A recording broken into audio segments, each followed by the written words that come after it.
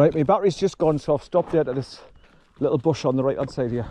So I've come out of the BUTTERBURN access road, and I'm back on the main track going back towards the car now. And I've just literally come back on the main road here, and my battery's just gone. So I've just put in a new one after stopping dead where it went off. So I just like do a continuation, which I always do. So there's no gap between me videos. It's just a continuation doing the whole journey. Now I was just talking about Bear when after he's had a long run off the leader, and I've got a hold of him with 2 fingers, where normally I've got to have my fist in the loop and pull him back, but he's just walking along dead gentle now. Good boy, son, good boy. It's great this, to get used to this. Good boy, son, good boy. So this is why I had words with Natalie. I says, look Natalie, I'm going to have to keep a hold of him for longer than a few days and just keep bringing him back, because nothing's going to change. He's never going to get walking slowly on a leader. He's just going to get too excited, jumping out the back door, nearly knock me flying, scratching my chest with his big claws, because he's that excited. So I says, I'm going to have to bring him out the countryside, let him off to run free, burn all that excess energy off, and then the result is, you know, I'm holding his leader up in the air with 2 fingers, and he's just walking along very, very gently. Fantastic. So if Natalie watches this, she'll see what a difference when he's been allowed to run off that excess energy he's got and the power of pulling. So you can imagine, like huskies, they are built and bred for pulling a sled with loads of backpacks and weight and everything. Then you've got the person standing on the back of the sled, so 4 to 6 of them in a team are pulling him along on a sled. So they're built for it. And that's what it was like when we first got him. He had a harness on, big mistake, because he was just allowed to pull me along even worse than what I've been putting up with for the last few months. I had to take it off him eventually and put the prong collar on.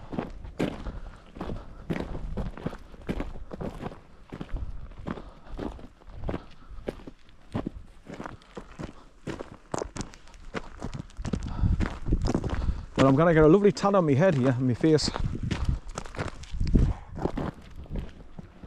Right, come on, we're going back to the car, son. Back to the car. Good boy.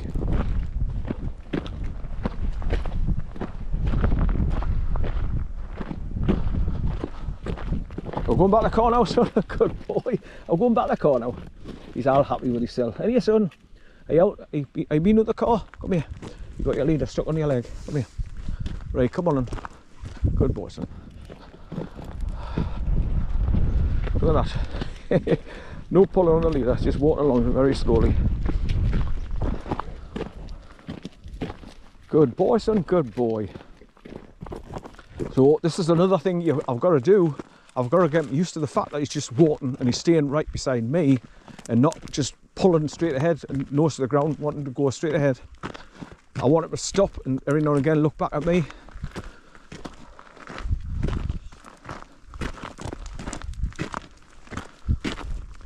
That's what the dog trainers tell you to do. When the dog just wants to pull forward, you've got to stop, change direction, and start walking in the wrong direction, and then change again, go back the opposite direction, just to make sure that they keep their attention on you and not put the nose to the ground and just steam ahead. Good boy, son. Right, come here, I'll let you off again. Come here again, son. Come here. Come here. There. Right, come on. See, he hasn't even shot off and run away. Nobody has run ahead. What's that, son? What's that? Get it, son. Get it. Good boy. Good boy, son. You've seen something in the grass. Good boy, son. Right, tuck this in again. There we go. And lift my camera up again, so it's pointing straight ahead. Right, so I'm always happy when I hear the battery go beep beep beep beep, and that means that I've getting at least an hour and a half of footage, which is enough for to cover coming along from the car and going down towards BUTTERBURN cottage, which is the first property that I've gone into. But the other one I was asking her about, White Hill, that's huge. It's a huge house. Looks dead posh, and it's got a long driveway going towards it. And it's got big brick walls at the front of it, where there's a little pull-in spot, like a passing place type thing. Get a drink, son, get a drink. Good boy, son, good boy, get a drink, son. Right, come on up you go, yeah. Get a drink, son, good boy. Right, come on up, yeah, come on up. Come on, and good boy. Right, so there's those hills coming back to, in view. So, like I say, I always look for things that I can put in my memory, which that's why I remember them after 7 years coming back this way. And I remembered all this open plain right across to the road over there.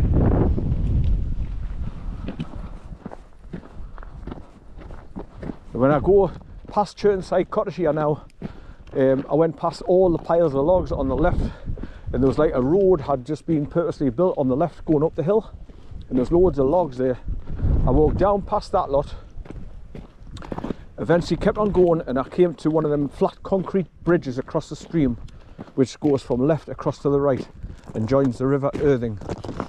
And then the road bent round to the left, and I kept on going for about another quarter of a mile, half a mile, and that's when I come across that big property called White Hill. So I just overlooked the wall, did a couple of zoom shots with me Nikon B700 bridge camera, and then I turned around and started heading back.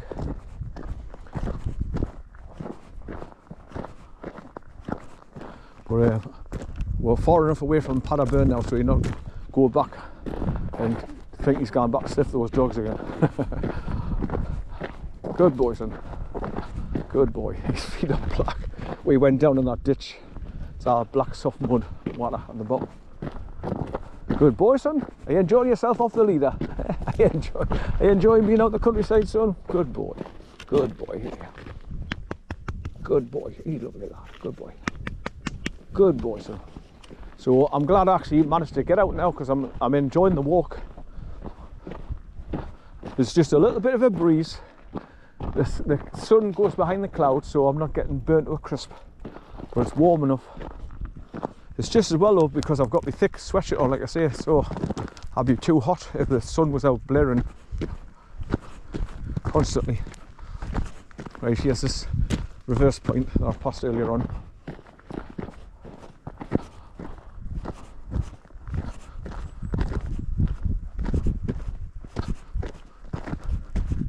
So if I drove up here in the car and came this way, I'd reverse into there and just put me time lapse pointing that way, so you'd see all that movement across the top of those bushes there.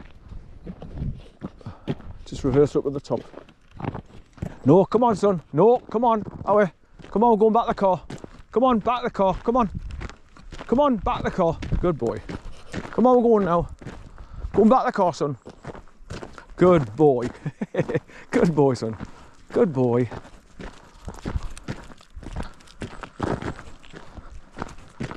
Good boy, son. Good boy. Just having a good look around.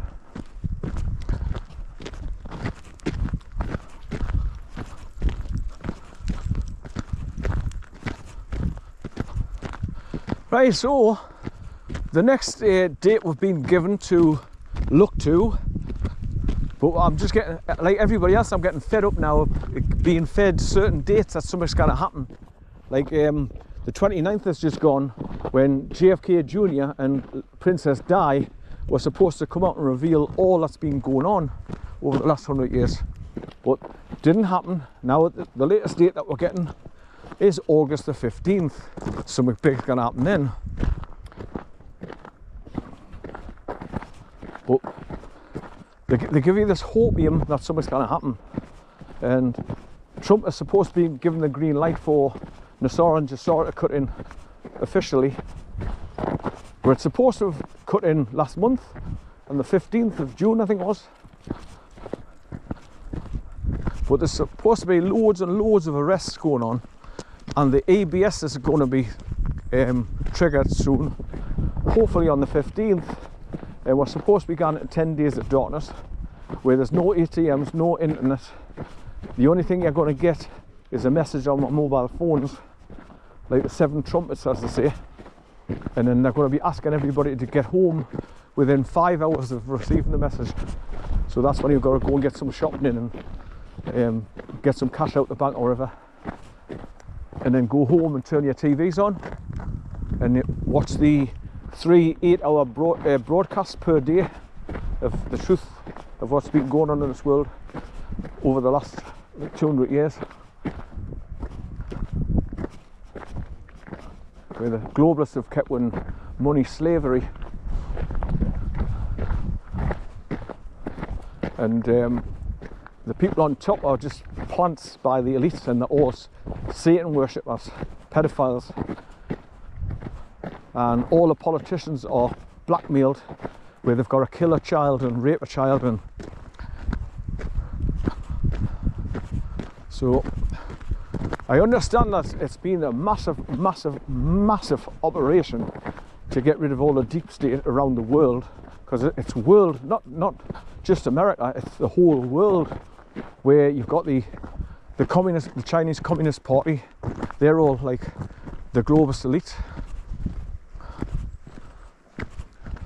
You've got all your presidents and prime ministers in all lot of countries. They're all like compromised by being filmed killing children, having sex with young children. So they blackmail them into doing what they're told to work for them, not us. Right, so there's that old track going into the trees there, look.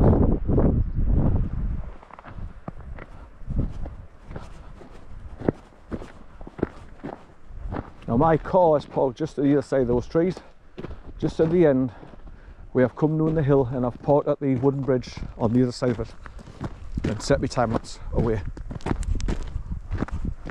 But here's this bit of a quarry, the little hillocks here, where you can see the pathway has been cut in going up over the top, where people must have gone camping up there.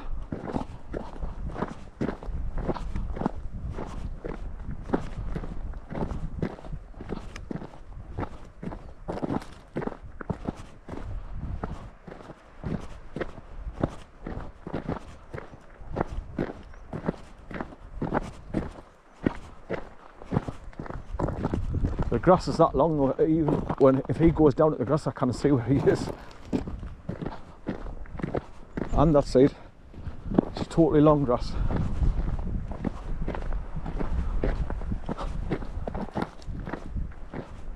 But I definitely would say that people have got up there and done well camping up there on the crags. Nice spot that. There he is there on the road ahead. Now I'm not going to shout at him, I'm just going to see if he actually stops. I think he's looking back at me there now. So he goes so far, then he stops, turns around and looks back to me, just to make sure I'm coming along. Right, so I've got to go back along past that swampy pond on the right hand side. Then you pass that warning sign, yellow sign with for overhead live cables. And then you come back to the T-junction, where I'm going to be going slightly off up to the left, then continue along the road, going the opposite direction to this one.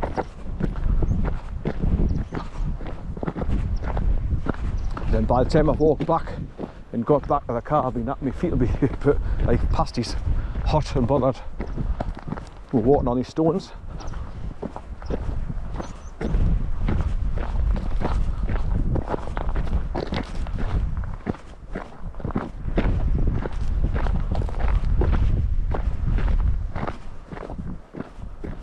Well, that's really pleased me when I put him on battle. I didn't realise. I was going through the motion, put him on his leader, and I'll never give it a thought that he wasn't pull like a freight train. Then I realised his leader was nice and slack, and he was walking right next to us. That's great. Good news. So I just need to continue doing that. So I've got to keep him longer to train him, like I did with corn. Right, so there's another little stream down there to the right, look, coming out of the trees and going underneath the road here, and it's going that way there, look. It's splitting off into two. One's going around there. It's coming through underneath the ground here. But it's running that way, it's going that way into the trees and round.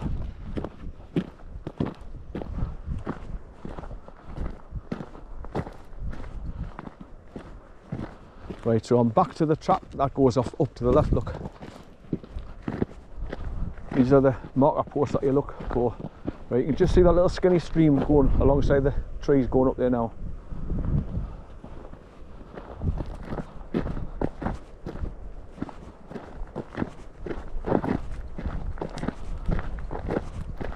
Well, I'm glad I got over what I was feeling last night. Like I say, it was a cross between needing to go to the toilet for having the trots and feeling like I could just throw up. Wherever it was in my stomach that was bubbling. But like I say, when I went to bed at midnight last night, I must have been tired and just fell straight asleep. And when I woke up at 5:30 this morning, I felt like quite clear. So I thought, all right, I might as well get up and continue with what I had planned to do. Here he comes. Alright, son, up. Good boy. Where you been? Where you been? What you doing? Where you been? Where you been? Come here. Come here. You're dry enough now in the wind. Come here. Well, your back's gone dry again now. Oh, more tea vicar.